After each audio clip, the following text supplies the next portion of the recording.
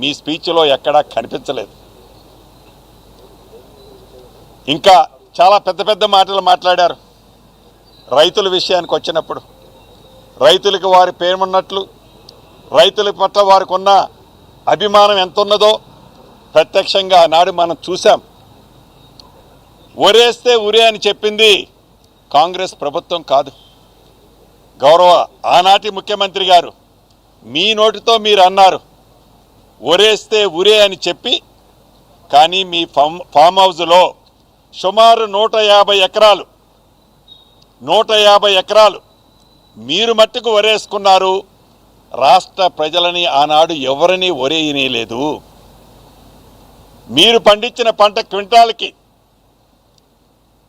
మీకు సంబంధించిన వ్యక్తులతో పరోక్ష ఒప్పందాలు చేసుకొని క్వింటాలు 4,000 రూపాయల పైగా రేటుకి మీ ధాన్యాన్ని అమ్ముకున్నారు తప్ప రైతులందరినీ పొస్తు పెట్టి ఇండైరెక్ట్గా వారందరినీ ఉరేసుకోమని చెప్పిన మీరు ఈనాడు రైతుల పట్ల దేయాలు వేదాలు వల్లిస్తున్నట్టు చాలా అద్భుతంగా మాట్లాడటం మీ సభను చూస్తే నాకు నవ్వొచ్చింది.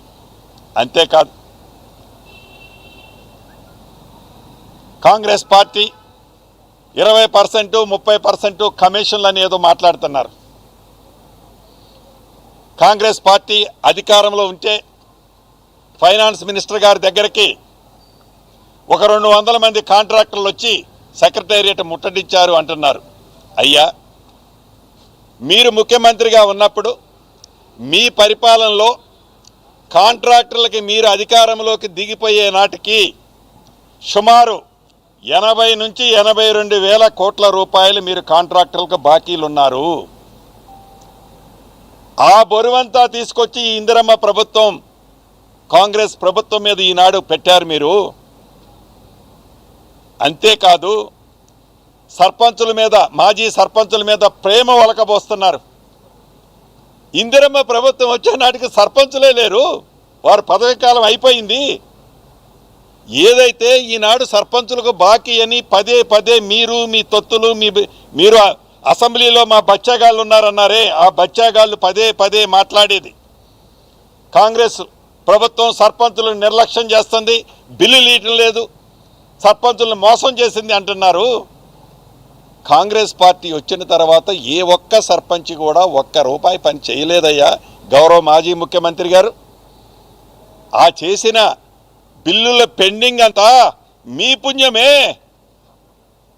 రాష్ట్రంలో ఈనాడు వేలాది మంది సర్పంచులు ఎవరైతే ఇబ్బంది పడుతున్నారో తమర పుణ్యమయ్యా, అది కాంగ్రెస్ ప్రభుత్వం పుణ్యం కాదు.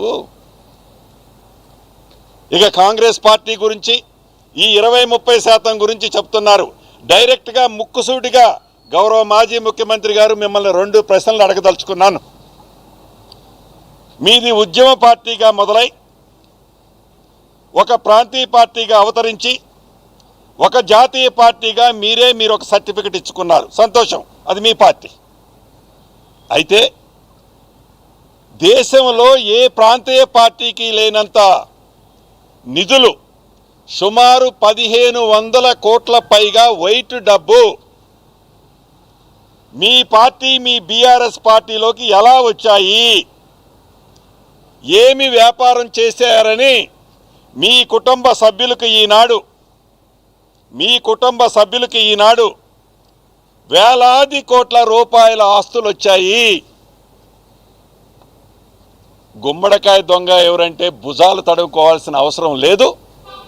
అస్సలు గురుగింజ కింద నలుపుని మీరు గ్రహించకుండా కాంగ్రెస్ పార్టీ మీద నిత్యము ప్రజల కోసం తాపత్రయపడే ఈ ఇందిరమ్మ పార్టీ మీద మీరు గుడ్డ కాల్చి వేయటం మీ మనసులో ఎంత ద్వేషాన్ని నింపుకొని ఎంత తాపత్రయపడుతూ మళ్ళీ అధికారంలోకి రావాలి అని పగటి కళ్ళకు అంటున్నారయ్యా. ఇంకొక విషయం, ఈనాడు అధికార పార్టీ ఆ సభను సక్సెస్ చేయకుండా ఉండటం కోసం అనేక ఇబ్బందులు పెట్టారు, పోలీసులు ఇబ్బందులు పెట్టారు, ట్రాఫిక్ అది ఇది అని ఏదో చెప్పారు. మీకు గుర్తుందా గౌరవ మాజీ ముఖ్యమంత్రి వర్యులు? ఆనాడు 2023 జూన్ 2వ తారీఖు నాడు మా నేత రాహుల్ గాంధీ గారు ఖమ్మం సభకు వస్తే ఆర్టీసీ బస్సుల కోసం నేను డబ్బు కడతానని ఎంత ప్రాధేయపడ్డా ఆ సభను ఫెయిల్ చేయాలని ఆర్టీసీ బస్సులే కాదు, ప్రైవేటు బస్సులనే కాదు, చివరికి ఆటోలని, టూ వీలర్స్ని నిర్బంధించి చిత్రహింసలు పెట్టారు మీరు ఆనాడు. ఈనాడు ఇందిరమ్మ ప్రభుత్వంలో గౌరవ ముఖ్యమంత్రి రేవంత్ రెడ్డి గారి నాయకత్వంలో వారి ఆదేశాల అనుసారం మా ట్రాన్స్పోర్ట్ మంత్రి గారు కూడా ఇక్కడే ఉన్నారు.